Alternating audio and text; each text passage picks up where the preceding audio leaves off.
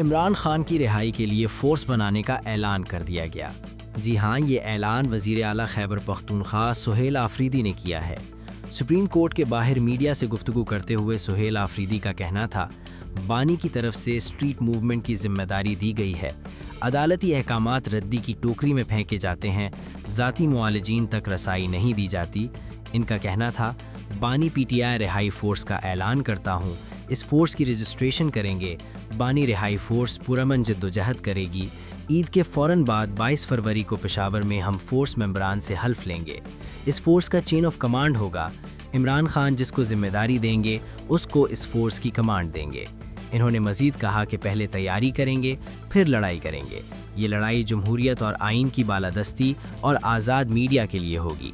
ایک سوال کے جواب میں سہیل آفریدی کا کہنا تھا، پی ٹی آئی میں جو مجھے ہٹانے کی خواہش رکھتے ہیں وہ جان لیں، عزت و ذلت اللہ دیتا ہے، مجھے ہٹانے سے متعلق کس نے پیغام دیا یہ بانی پی ٹی آئی کی بہنوں سے پوچھ لیں۔